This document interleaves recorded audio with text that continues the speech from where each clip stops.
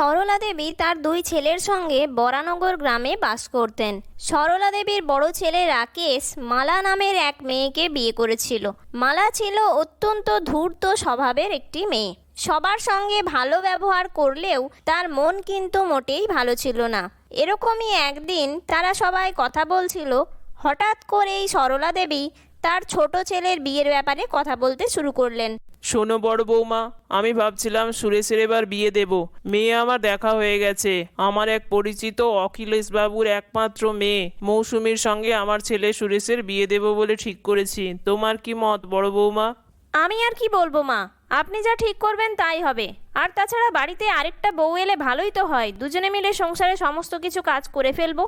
যাও তো বড় বৌমা, আমার জন্য একটু গরম গরম চা বানিয়ে নিয়ে এসো। তোমার হাতের এলাচ বাড়া দুধ চাটা খেতে আমার খুব ভালো লাগে। একটু বানিয়ে দাও তো, আজ সকাল থেকে প্রচন্ড মাথাটা ধরেছে আমার। আর শোনো, আজকেই আমি আমার ছোট ছেলে আর বড় ছেলেকে নিয়ে বৌমাকে বরং দেখে আসি। তুমি কি আমাদের সঙ্গে যাবে বড় বৌমা?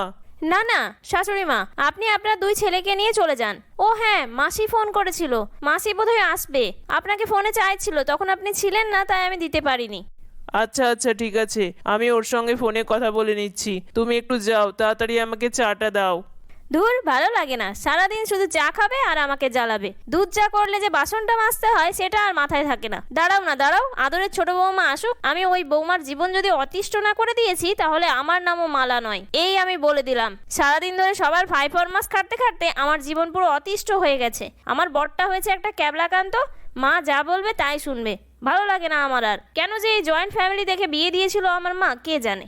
বড় বৌমা চা নিয়ে সরলা দেবীকে দিতে গেল। সরলা দেবীর বড় ছেলে এবং ছোট ছেলেকে নিয়ে মৌসুমীকে দেখতে মৌসুমীদের বাড়ি চলে গেল। কিছুদিনের মধ্যেই খুব ধুমধাম করে সরলা দেবীর ছোট ছেলে সুরেশ এবং মৌসুমীর বিয়ে সম্পন্ন হলো।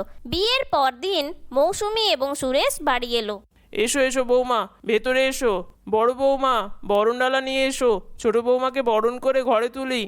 ও শুরু হয়ে গেল এই বুড়ির চিৎকার চেঁচামেচি। ছোট বৌমাকে দেখতে না দেখতে একদম বুড়ির আনন্দ উল্লাস বেড়ে গেছে। শুরু হয়ে গেল এখন থেকেই অর্ডার। হ্যাঁ মা, যাচ্ছি, এই তো বরণডালাই তৈরি করছি। এই বলে বড় বৌমা বরণডালা নিয়ে উপস্থিত হয়। সরলা দেবী বরণ করে ছোট বৌমাকে ঘরে তুলল। মা, আমি কি ছোটকে নিজের ঘরে নিয়ে যাব, নাকি এখানে আর কোনো নিয়ম কানুন আছে? আপনি বলেন তো, আমি ছোটকে নিজের রুমে নিয়ে যাচ্ছি। তখন পাশ থেকে একজন বলে উঠল, ছোট বৌমাকে এক্ষুনি নিজের ঘরে নিয়ে যাবে কেন? দেখি বৌমা কেমন চা বানাতে পারে। আর তাছাড়া বৌমা একটু খাবার দাবার কিছু বানিয়ে নিয়ে আসুক আমাদের জন্য, আমরা খাই একটুখানি নতুন বৌমার হাতে রান্না। আর তাছাড়া আমরা তো আজকেই চলে যাব, যাওয়ার আগে না হয় নতুন বৌমার হাতে রান্নাটা খেয়েই যাই। দিদি, তোমরা আজকে কেন চলে যাবে? আর তাছাড়া আজকে তো নতুন বউ রান্না করবে না, কালকে নতুন বউ সবাইকে রান্না করে খাওয়াবে। তাই তোমরা না হয় কালকে নতুন বউয়ের রান্না খেয়ে চলে যেও। হ্যাঁ, নতুন বউ তো খুব বড়লোক বাড়ির মেয়ে শুনলাম, বাপের বাড়ি থেকে অনেক কিছু জিনিস পাঠিয়েছে। আর তাছাড়া এখনকার ওই যে কি ঠান্ডা করার মেশিন আছে ওটাও পাঠিয়েছে। তাহলে কদিন না হয় থেকেই যাই, এমনিতেই যা গরম পড়েছে, তাতে করে এখন আর বাড়ি গিয়ে লাভ নেই। তার থেকে বরং তোর বৌমার ওই ঠান্ডা মেশিনের হাওয়া খেয়েই আমরা না হয় বাড়ি যাব। কিন্তু দিদি, ওটা তো বৌমার ঘরে লাগানো হয়ে গেছে। আর তাছাড়া আজকে অন্তত ওদেরকে একটু শান্তি করে থাকতে দাও, কালকে না হয় তোমাদেরকে ওই ঠান্ডা হাওয়া খাওয়াবো। আত্মীয় স্বজনদের আর কিছু বলার ছিল না। আসলে সরলা দেবী সবই বুঝতে পারছিলেন, কিন্তু কিছু বলতে পারছিলেন না। ওই দিনটা মৌসুমী নিজের ঘরে খুব ভালোভাবে ঘুমালো। পরদিন সকালবেলা, ওরে ছোট, ঘুম থেকে উঠেছিস? চল চল চল, নিচে চল, সবাই তো ডাকাডাকি করছে, আজকে তোর প্রথম রান্না করা। হয়ে গেছে দিদি, আমি এক্ষুনি নিচেই আসছিলাম, চলো যাই। এই বলে দুই বৌমা রান্নাঘরে চলে গেল। বড় বৌমা ছোট বউকে সমস্ত কিছু বুঝিয়ে দিল। শোন, আজকে অনেকগুলো রান্নাই তোকে করতে হবে। সকালে জলখাবারে লুচি, আলুর দম, গাজরের হালুয়া আর পায়েস বানাবি। আর দুপুরবেলা বানাবি ভাত, মাছের মাথা দিয়ে মুগের ডাল, ঝুরঝুরে আলু ভাজা, দই পটল, ডাব চিংড়ি, মালাই কোপ্তা, মটন কষা, ফিশ ফ্রাই আর পোলাও। ঠিক আছে, জোগাড় কর, বাকিটা আমি এসে পরে বলে দিয়ে যাচ্ছি। এই সমস্ত কিছু রান্না আমাকেই করতে হবে? মানে কেউ হেল্প করবে না রান্নাতে? না রে, আমাদের বাড়ির এটাই নিয়ম, বিয়ের পর দিন নতুন বউকে সমস্ত কিছু রান্না বান্না করতে হয়। ছোট বউ আর উপায় না দেখে সে রান্না বান্না শুরু করে দেয়। সকালবেলা সবার জন্য লুচি, আলুর দম, গাজরের হালুয়া, পায়েস বানিয়ে ফেলে। কিছুক্ষণ পর মাসি শাশুড়ি ডাক দিয়ে ওঠে, কই গো নতুন বৌমা, খুব গরম পড়েছে, আমাকে একটু দইয়ের ঘোল বানিয়ে দাও তো দেখি।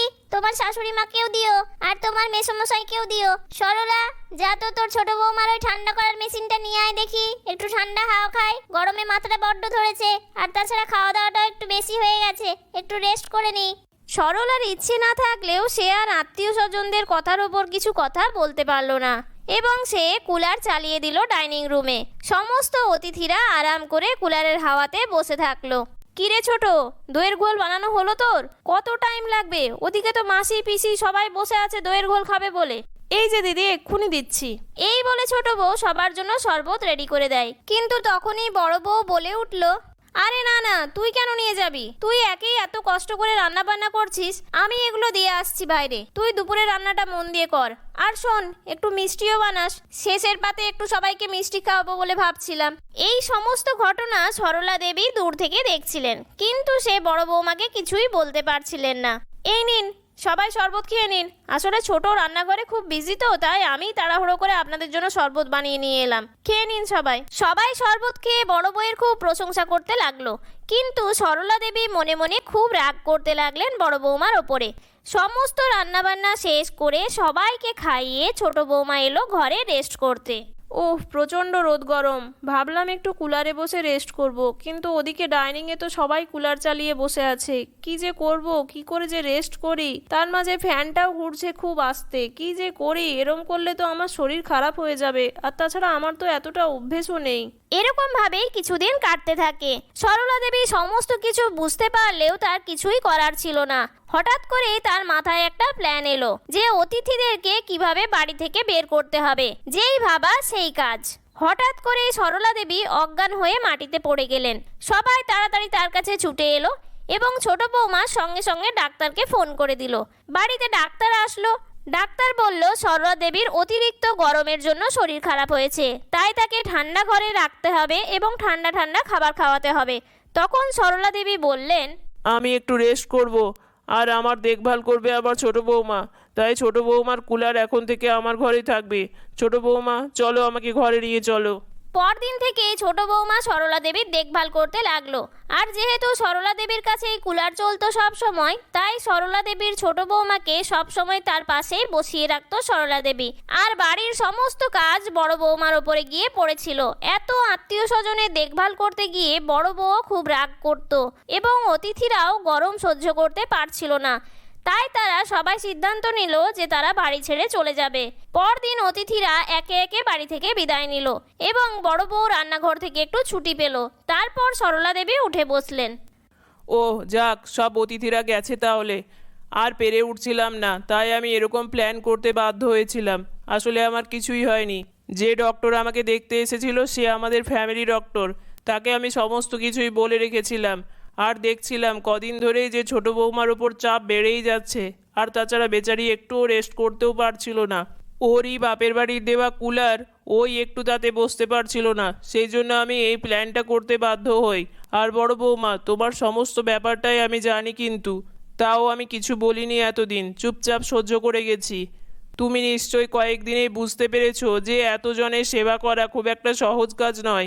মা, আমাকে ক্ষমা করে দিন। আসলে আমি ছোটকে হেনস্থা করার জন্য এই সমস্ত করছিলাম, আর আমি এরকম কাজ করব না। দুই যা মিলে মিলেমিশে সমস্ত কাজ করব। এরকম ভাবেই সরলা দেবী তার দুই বৌমার সঙ্গে কোনো রকম ঝগড়াঝাটি ছাড়াই সুখে শান্তিতে সংসার করতে শুরু করলেন। আর অতিথিদেরও যাওয়া আসা বন্ধ হলো। বন্ধুরা, আমাদের গল্পটি তোমাদের কেমন লাগলো কমেন্ট করে অবশ্যই জানিও। যদি ভালো লাগে তাহলে একটি লাইক করো, আর চ্যানেলটির ভিডিওগুলিকে ভালো লাগলে চ্যানেলটিকে সাবস্ক্রাইব করে পাশে থাকার অনুরোধ রইল। ধন্যবাদ।